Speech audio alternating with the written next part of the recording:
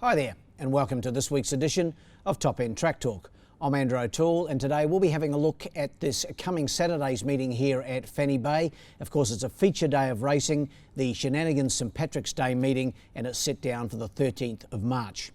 The 5-race card with 4 each-way betting affairs is always a highlight on the Top End racing calendar, and this year will be no exception.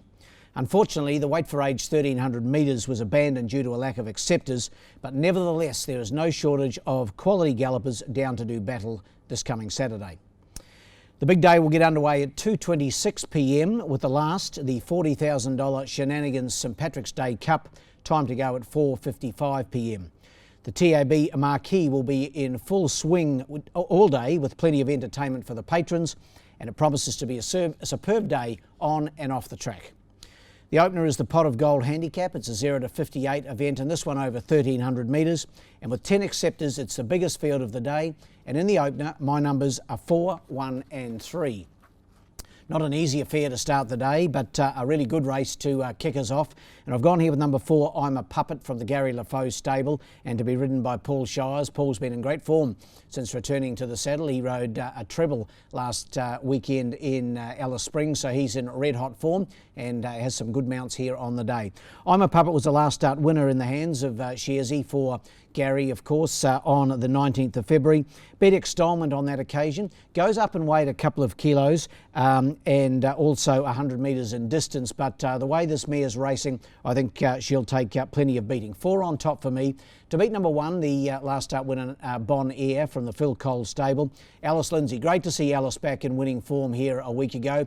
She had a couple of little health and weight issues since coming back from holiday, but pleased to say she's back and in winning form again. So looking forward to a good few months ahead for Alice.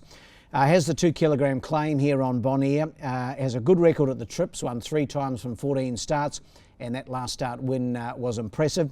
And in for third, number 3, Kowloon Kid. Gary Clark trains, Jared Todd rides. I have trouble catching this horse. He put a couple of wins together, and then when I tipped him last time out, he let me down. But I'll give him another chance here, number 3. So numbers in the first, 4, 1 and 3. Over the page we go to the second, Sublani Stone handicap. This one for the 0 to 70 sprinters and over 1200 metres. Our smallest field of the day here, just the 5 to go round, and probably one of the better bets of the day. Numbers here 1, 4 and 3. Number 1, Papalette for me.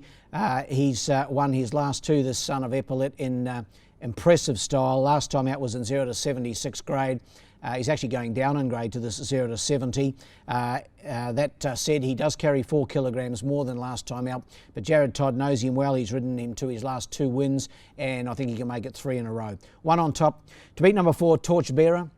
Knocking on the door is this galloper trained by Phil Cole, Wayne Davis aboard. A second and a third, his last 2. Down in grade from that last start finish, third behind Smuggling, and up a little bit in weight, but racing well and must be considered. And in for third, number 3, Patria, the stablemate of Papalette. Down in weight, up in grade, but deserves to win last time rather, and can go on with the job. In the second, 1, 4 and 3, my numbers. The third's the Golden Nugget handicap. This one of the 0 to 58 events, this one over 1100 metres, and my numbers here are 1, 6 and 3.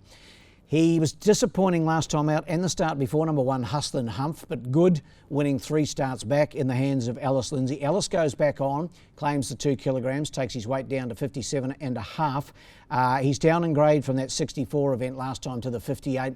He only has to put his best foot forward, Hustlin' Humph, and he'll be winning this for trainer David Bates. So I've got him on top. To beat number 6, Familiar. Very consistent galloper, this 8-year-old by Magnus, trained by Phil Cole, Wayne Davis aboard. 3 seconds and a third, 4 seconds and a third rather. His last 5 starts here in Darwin, really knocking on the door. 1200 metres last time out, went second to Bon Air. Down 100 metres in trip, probably won't worry the horse at all. Got it in to run second. And then for third, number 3, Captain Hedderwick, Jared Todd for Gary Clark. He's a couple of seconds and a third from his last 3 here. Captain Hedderwick has looked likely to win prior to now, but has just found 1 or 2 too good on the day. Gets another ideal opportunity here. In the third, 1, 6 and 3. Getting down to the business end of the day, race 4 is the 4-leaf clover maiden. For the maiden gallopers over the 1,000, I found this the toughest race of the day by far. Really tricky one to work out here. I ended up going with 2, 9 and 5. Putting a newcomer on top here, number 2 Mangalore Lad. Trained by Chris Nash. Great to see Nashy and Alana and the kids back in the top end. I'm sure he'll be a real asset to the training ranks here. Nashy's building his team up steadily and gets an ideal opportunity here with number 2 Mangalore Lad. To be ridden by visiting Queensland rider and Jared Woodhouse. Jared flying over for 3 rides on the day. First up on the track, probably the only question, but he has drawn out, which is not a bad thing when horses have their first start on this track. Now she tells me he's got a bit of pace, this horse. He'll need to from the draw and over 1,000 metres, but we'll give him a chance here, and we've got him on top. Number 2, ahead of number 9, the first starter, Princess de Jure, trained by Jason Manning, and Vanessa Arnott takes the mount. Saw this little horse, this filly by the Factor, have a trial the other day, and in that trial was the captain and Sir Plush. So certainly up against a couple of good ones there. And I just like the way that she went about her work, and I think she'll go a bold race first up on the track. Got her in for second, number 9, and in for third, number 5, Keller's Shelter, trained by Phil Cole, Alice Lindsay aboard. Another newcomer to Darwin, last started at Mudgee when finishing third on the 4th of December. It's also had 4th placings at Newcastle and Kembla Grange, so a little bit of form to recommend the newcomer to Darwin, or another of the newcomers in Keller's Shelter. 2, 9 and 5 in the 4th. And the last, our feature, the $40,000 Shenanigans St Patrick's Day Cup, our biggest off-season race out of carnival time, of course, and a good field of 8. Only the 3 trainers represented. Gary Clark has 2, Gary LaFoe has 2, and Phil Cole has no less than 4 horses engaged here. Really looking forward to this 1,600 metre 0 to 76 event. Always a good race on the calendar. I've settled on the numbers of 5, 3, 1 and 4. Going here with the very much informed Gary Clark train runner Fort Knox.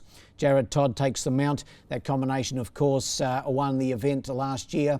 The Clark-Todd duo with Java, and they're looking to do it again with Fort Knox. He's had 8 starts at the trip, this horse, for 6 wins, so he certainly is a miles specialist, and Gary's done a very good job to get him into this race on a lovely weight of 56 kilograms, even with 7 wins under his belt. He's well in at the weights. Certainly he's up in grade from his last few runs, have been in 0 to 64 company. He has won a 0 to 70 though, and I just think he'll be very hard to beat. He'll go to probably race in front from that number 2 draw. That's his best mode of fending off his rivals, I think. So he'll certainly give you a good sight for a long way. Number 5 on top, Fort Knox. Ahead of number 3, Weapon, Gary LaFoe and Paul Shires, the combo. Good win here last time over the trip. That was on the 19th of February. In this grade of 0 to 76. He's certainly been building towards this, has Weapon, and I'm sure he'll give a good sight for his backers. In for third, the stablemate of Fort Knox, number 1, Sir Plush. He's managed to sneak in on the top weight of 60.5 back to a 0 to 76, or back to a 76 rating, very much like his stablemate of last year in Java.